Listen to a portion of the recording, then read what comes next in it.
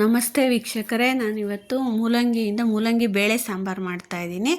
ಒಂದು ಕುಕ್ಕರ್ಗೆ ಒಂದು ಅರ್ಧ ಕಪ್ಪಷ್ಟು ತೊಗರಿಬೇಳೆ ತೊಗೊಂಡಿದ್ದೀನಿ. ಒಂದು 3-4 ಬಾರಿ ಚೆನ್ನಾಗಿ ನೀರಲ್ಲಿ ತೊಳ್ಕೊಂಡು ನಂತರ ಇದಕ್ಕೆ ಒಂದು 2 ಟೊಮೊಟೊ ಹಾಕ್ಕೊಂಡಿದ್ದೀನಿ. ಸ್ವಲ್ಪ ನೀರು, ಸ್ವಲ್ಪ ಅರಿಶಿನ ಪುಡಿ ಸೇರಿಸಿ ಸ್ಟವ್ ಮೇಲಿಟ್ಟು ಇದನ್ನು ಬೇಯಿಸ್ಕೊಳ್ತಾ ಇದ್ದೀನಿ.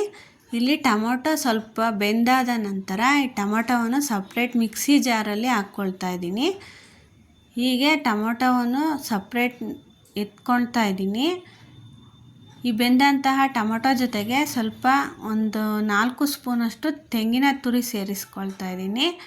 ತೆಂಗಿನ ತುರಿಯ ನಂತರ ಒಂದು 2 ಸ್ಪೂನಷ್ಟು ಬೇಳೆ ಸಾಂಬಾರು ಪೌಡ್ರು ಹಾಕ್ಕೊಬಿಟ್ಟು ಸ್ವಲ್ಪ ನೀರು ಹಾಕಿ ಮಿಕ್ಸಿಯಲ್ಲಿ ಚೆನ್ನಾಗಿ ನುಣ್ಣಗೆ ರುಬ್ಕೊಳ್ತಾ ಇದ್ದೀನಿ.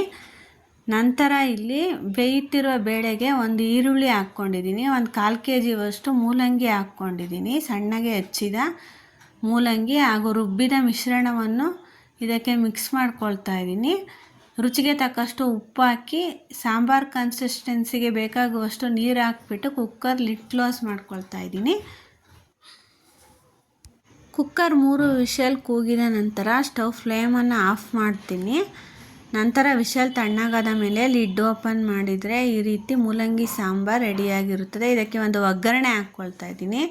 ಸಾಸಿವೆ, ಕರಿಬೇವು ಹಾಗೂ ಒಂದು ಬೇಡಿಗೆ ಮೆಣಸಿಕಾಯಿ ಸೇರಿಸಿ ಚೆನ್ನಾಗಿ ಫ್ರೈ ಮಾಡಿ ಈ ರೀತಿ ಸಾಂಬಾರಿಗೆ ಸೇರಿಸ್ಕೊಳ್ತಾ ಇದ್ದೀನಿ.